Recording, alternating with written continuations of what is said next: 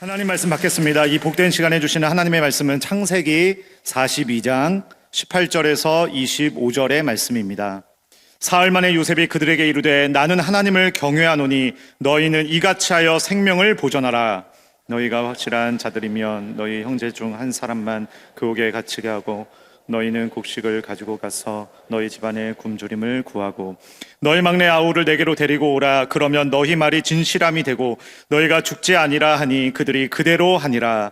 그들이 서로 말하되 우리가 아우의 일로 말미암아 범죄하였도다. 그가 우리에게 애걸할 때에 그 마음의 괴로움을 보고도 듣지 아니하였으므로 이 괴로움이 우리에게 임하도다. 르우벤이 그들에게 대답하여 이르되 내가 너희에게 그 아이에 대하여 죄를 짓지 말라고 하지 아니하였더냐.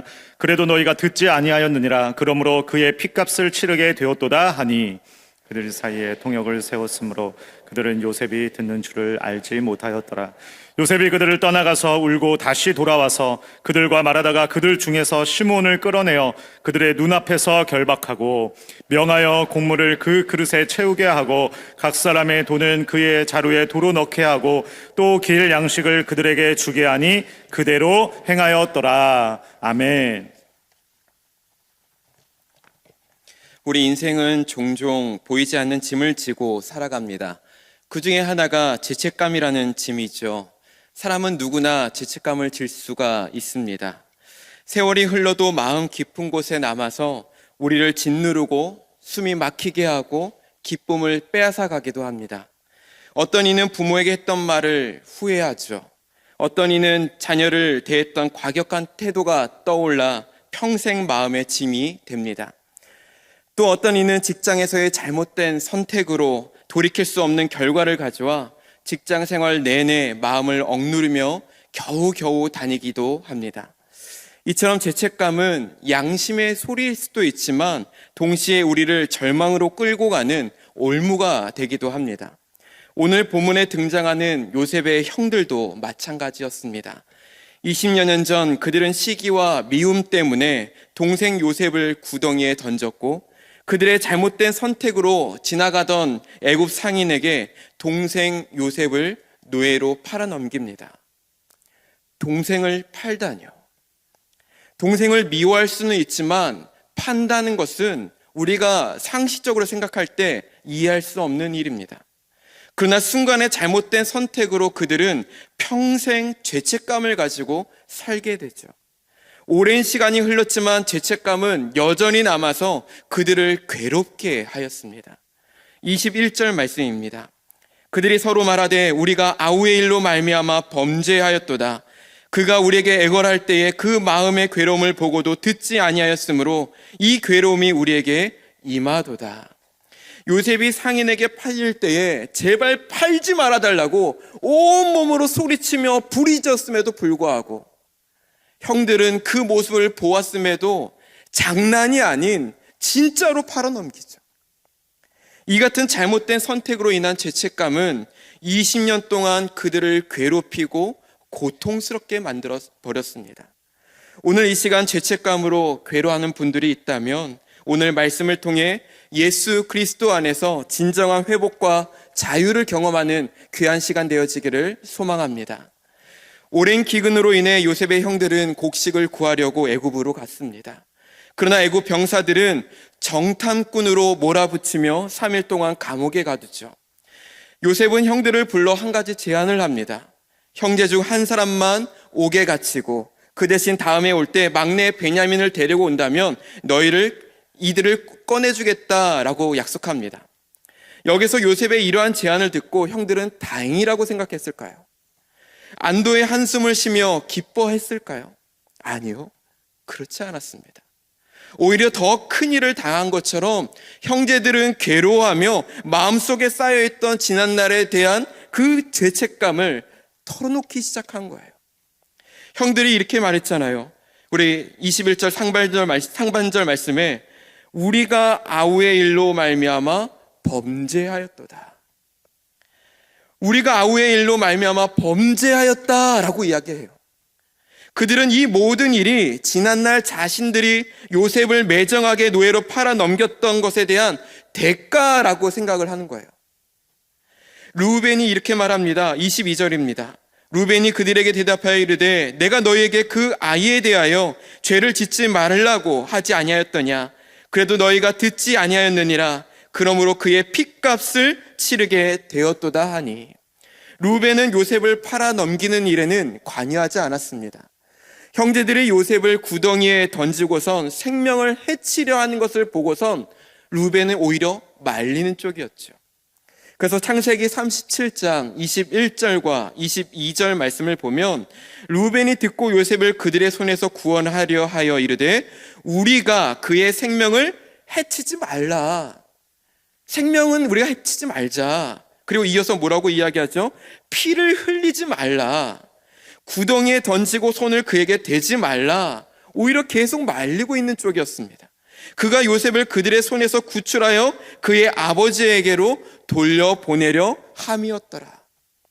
그런데 루벤이 잠깐 자리를 비운 사이에 어떻게 됩니까? 상인들에게 팔아넘기는 거예요. 그래서 루벤이 돌아왔을 때 29절과 30절 말씀에 루벤이 돌아와 구덩이에 이르러 본즉 거기에 요셉이 없는지라 옷을 찢고 아우들에게로 되돌아와서 이르되 아이가 없도다. 나는 어디로 갈까? 여러분, 루벤은 형제들이 범죄할 때 그 현장에 있지도 않았을 뿐더러 오히려 말렸던 사람이었습니다. 근데 이것을 보면, 이 전체 내용을 보면 요셉을 팔아넘긴 형제들도, 그 일에 관여하지 않은 형제도 그들 모두가 죄책감에 시달렸다는 거예요. 죄책감은 한 명의 그 개인의 문제만이 아니라 개인뿐 아니라 가정에도 공동체에도 괴로움을 가져다 주는 겁니다. 아마 어려운 일이 생길 때마다 그들은 마치 요셉의 일에 대한 대가를 치르는 것으로 연결해서 생각했을 수도 있어요. 지난 20년의 세월 동안 결코 마음 편할 날이 하루도 없었을 거예요. 언제나 자신들의 죄로 조마조마했을 것입니다. 그러다가 지금 드디어 터질 것이 왔구나 라고 생각한 것입니다. 죄책감으로 살아가는 사람들은 일이 잘 풀리지 않거나 문제가 생기면 나의 죄 때문인가 보다 하며 자책하며 고통스러워합니다.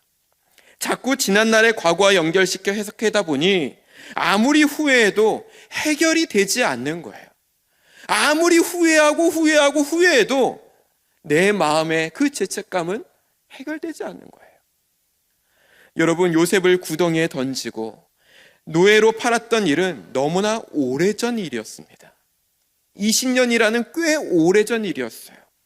저도 10년 전, 20년 전에 무슨 일이 일어났는지, 어떤 일을 했는지 저도 잘 기억하지 못합니다. 시간이 흐르면 사람들은 다 잊게 될 거야 라고 말하지만 죄책감은 평생 기억하게 만듭니다. 이 형들이 아직도 아우의 일을 기억하고 있다는 것은 무엇입니까? 그들은 한시도 죄책감으로부터 벗어나지 못한 채 살아왔다는 것입니다. 형제들은 동생을 팔았다는 죄책감으로, 아버지 야곱은 아들을 잃었다는 슬픔으로, 모든 가족들은 씻을 수 없는 짐을 평생 지고 살아온 거예요. 이처럼 질투와 미움으로 인한 순간의 잘못된 선택은 죄책감에 억눌려 평생 괴로운 삶을 살게 만듭니다. 죄책감은 단순한 후회 정도가 아니에요. 하나님의 뜻을 거스른 죄로 인해 양심이 무겁게 짓눌리는 상태입니다. 죄책감은 인간적인 회피와 망각으로 결코 지워지지 않습니다. 죄책감은 평생을 따라다니며 우리를 올가맬 뿐만 아니라 주저앉게도 만듭니다. 혹시 우리의 마음속에도 요셉의 형들처럼 여전히 사라지지 않는 죄책감이 있습니까? 나를 짓누르며 주저앉게 만드는 지울 수 없는 죄책감으로 고통스러워하고 있습니까? 다윗은 죄책감의 고통에 대해서 이렇게 고백하고 있습니다. 시편 32편 3절과 4절 말씀에 내가 입을 열지 아니할 때에 종일 신음함으로 내 뼈가 쇠하였도다. 주의 손이 주야로 나를 누르시오니 내 진액이 빠져서 여름 가뭄에 마름같이 되었나이다. 다윗은 밧세바 사건 이후 죄책감으로 얼마나 고통스러운 삶을 살았는지 모릅니다. 종일 신음하며 몸과 마음이 완전히 지쳐버려서 여름의 가뭄처럼 영혼과 육체가 완전히 메말랐다고 고백하고 있습니다. 죄책감의 무게가 얼마나 큰지 다윗의 고백을 통해서 우리는 찾아볼 수가 있어요. 이처럼 죄책감은 사람의 영혼을 메마르게 하고 기쁨을 빼앗아가며 하나님과 사람과의 관계를 무너뜨립니다. 사탄도 우리의 죄책감으로 약점 삼아서 조목조목 정확하고 정말 그것을 가지고 넘어지게 만들죠. 하나님께로 나아가지 못하게 만듭니다. 우리가 죄를 해결하지 못한 채 죄책감으로 살아가다 보면 사탄은 우리를 평생 감옥에 갇힌 죄의 노예로 살아가도록 만들어버려요. 죄책감을 해결하지 못한 가룟 유다의 모습을 보십시오. 그는 예수님을 은 30에 팔고 난 뒤 그는 심각한 죄책감에 시달려 어떻게 됩니까? 스스로 목숨을 내놓습니다. 목매어 죽습니다. 죄책감은 우리의 삶 깊숙이 들어와 과거뿐 아니라 미래의 삶까지 영향을 줍니다. 그런데 우리가 기억해야 할 것이 있어요. 죄책감은 하나님께로 돌아오는 하나님의 신호라는 거예요. 죄책감은요, 정말 나를 괴롭게 하고 고통스럽게 만드는 것이 아니라 하나님께로 빨리 돌아오라 라고 말하는 하나님의 신호라는 거예요. 창세기 42장 21절, 우리가 계속 제가 반복해서 읽는 이 말씀, 우리가 아우의 일로 말미암아 범죄하였도다. 형제들은 자신의 범죄를 고백함으로 인정하게 되죠. 자신의 괴로움으로 끝낸 것이 아니라 자신이 지은 죄를 고백하기 시작합니다. 루벤도 말합니다. 22절 말씀 하반절에 그래도 너희가 듣지 아니하였느니라 그러므로 그의 핏값을 치르게 되었도다 하니, 형제들이 지은 범죄로 말미암아 우리가 핏값을 치르게 되었다라고 말합니다. 이 말은 단순히 그들의 절망스러운 상황에 대해 한탄하는 것이 아니에요. 하나님께서 그들의 양심을 깨우시고 그들의 잘못을 뉘우치며 회개할 수 있는 기회를 주신 거죠. 죄책감은 하나님께서 우리를 깨우시고 회개로 부르시는 경고 신호입니다. 죄책감이 없다면 우리는 죄를 죄로 여기지 못하고 영혼은 더욱 어두워질 수밖에 없다는 거예요.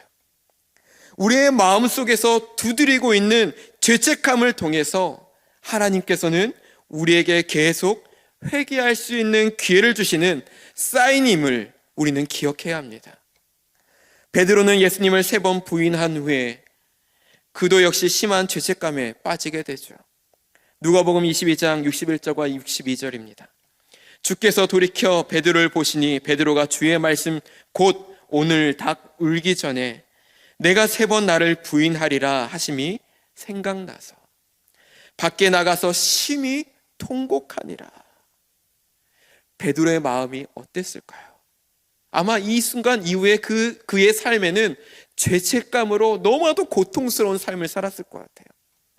그러나 베드로는 예수 그리스도의 십자가와 부활의 은혜 안에서 회개함으로 그도 역시 회복되게 됩니다. 다윗도 마찬가지였죠. 시편 51편 1절과 2절 말씀에 하나님이여 주의 인자를 따라 내게 은혜를 베푸시며 주의 많은 긍휼을 따라 내 죄악을 지워 주소서. 나의 죄악을 맑게 씻으시며 나의 죄를 깨끗이 제하소서. 다윗은 하나님께 나아가 자신의 모든 죄를 회개하며 엎드립니다. 이처럼 죄책감은 우리를 무너뜨릴 수도 있지만 회복으로 이끌 수도 있다는 사실입니다. 죄책감은 모든 사람에게 있습니다. 그러나 성경은 말합니다. 죄책감은 끝이 아니라 하나님의 은혜로 부르시는 자리가 된다는 거예요. 그래서 우리가 넘어져도 하나님 앞에 넘어져야 합니다. 넘어져도 하나님 앞에 엎드리면 해결됩니다. 우리는 예수 그리스도를 바라봐야 합니다. 남의 죄 때문에, 나의 죄 때문에 마땅히 심판받을 수밖에 없고 평생 자신을 채찍질하며 죄책감으로 고통스럽게 살아갈 수밖에 없었던 우리였습니다. 이런 우리를 사랑하사 예수 그리스도의 놀라운 은혜를 십자가를 통해 저와 여러분들이 다시 일어서게 된 것입니다. 죄책감으로 눌려 살아가는 것만이 문제의 끝이 될 수 없습니다. 죄책감 뒤에 찾아온 예수 그리스도의 은혜와 사랑을 경험해야 합니다. 지금 이 시간 주님은 우리의 마음의 문을 두드리고 계십니다. 죄책감에서 헤어나지 못해 고통의 나날을 보내고 있는 우리의 문제를 해결해 주시기 위해 쾅쾅쾅 우리의 마음의 문을 두드리고 있어요. 우리가 지금 해야 할 것은 하나님 앞에 엎드리는 것입니다. 나의 죄를 인정하고 하나님 앞에 회개함으로 우리가 나아가시기를 원합니다. 은혜 없는 죄책감은 우리를 무너뜨리지만 은혜 안의 죄책감은 우리를 하나님께로 돌아가게 합니다. 죄책감의 짐은 인간의 노력으로는 해결할 수 없어요. 망각하려고 했어도 안 됩니다. 바쁘게 살아가려서도 안 됩니다. 스스로를 합리화해도 그 기억들은 여전히 우리 안에서 사라지지 않는다는 거예요. 죄책감에서 벗어나는 길은 자기 합리화도 망각도 아닌 예수 그리스도의 은혜밖에 없는 줄 믿습니다. 오직 예수 그리스도의 은혜만이 죄책감에서 자유할 수 있습니다. 요한일서 1장 9절 말씀에 우리 같이 한번 읽어보겠습니다. 만일 우리가 우리 죄를 자백하면 그는 미쁘시고 의로우사 우리 죄를 사하시며 우리를 모든 불의에서 깨끗하게 하실 것이요. 로마서 8장 1절과 2절 말씀입니다.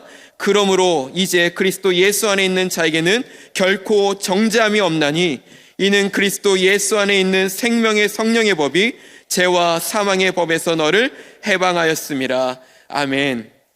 우리 죄를 자백하면 우리는 해방될 줄 믿습니다. 예수 그리스도의 십자가 앞으로 나아가 눌려있던 우리의 마음으로부터 자유와 기쁨을 얻기를 원합니다. 예수 그리스도로 말미암아 우리는 다시 일어서게 될 것입니다. 주님은 침상에 누운 중풍병자에게 이렇게 말씀하시죠. 작은 자야 안심하라 내 죄사함을 받았느니라 라고 선포하듯이 향유 여인에게도 여자에게 이르시되 내 죄사함을 받았느니라 선포하듯이 이 시간 십자가 앞에 나아가 우리를 구원하여 주시고 용서의 은혜를 베풀어 주시는 예수 그리스도로 말미암아 자유와 기쁨으로 다시 일어서게 될 줄 믿습니다.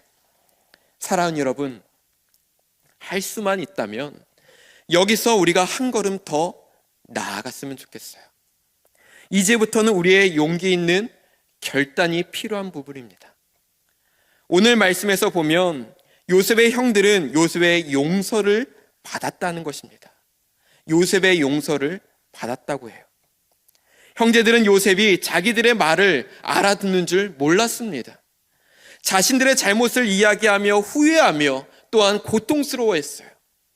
이때 요셉은 형제들의 죄책감을 보며 울었다고 말하죠. 형제들의 죄의 고백 후 요셉은 한 가지 놀라운 행동을 합니다. 바로 요셉은 형제들에게 은혜를 베풀었다는 거예요. 양식을 주고 돈을 다시 자루에 넣어줍니다. 이는 형제들을 시험하면서도 동시에 가뭄으로 고통스러운 삶을 살아가는 가족들을 살리기 위해 은혜를 베풀어 준 것입니다.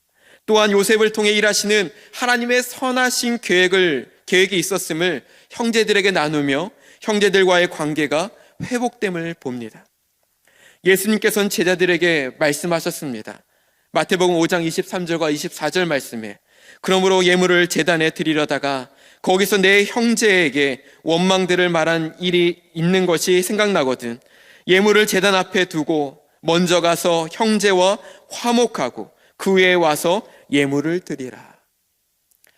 우리가 사과해야 할 것이 있다면 먼저 손을 내밀어 사과하십시오.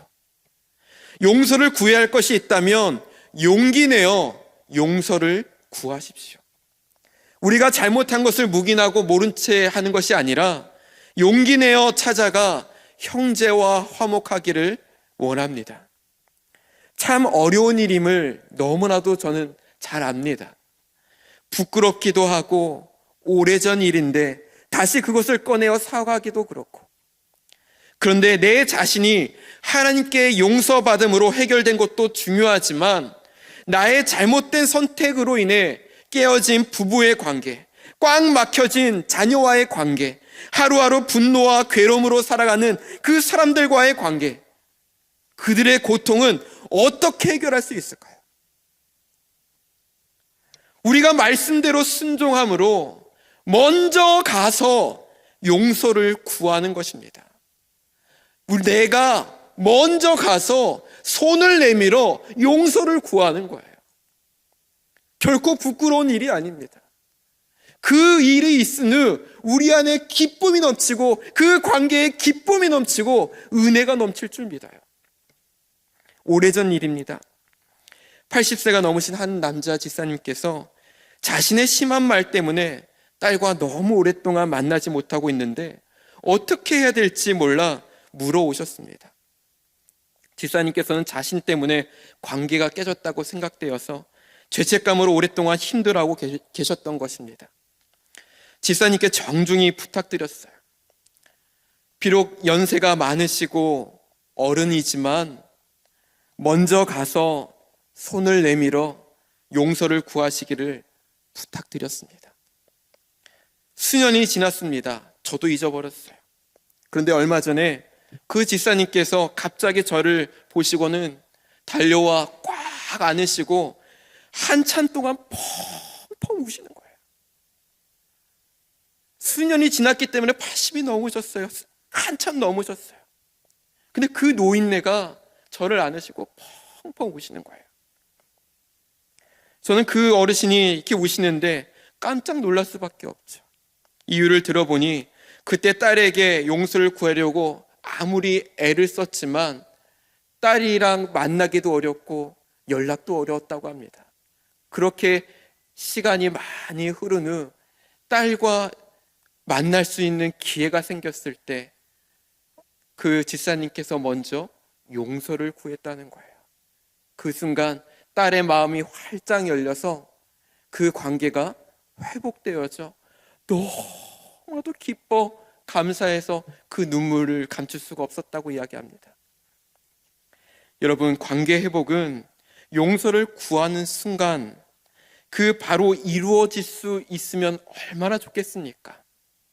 바로 이루어질 수도 있죠. 하지만 때로는 한 달이 걸릴 수도 있고요, 1년이 걸릴 수도 있고요, 5년, 10년이 걸릴 수도 있습니다.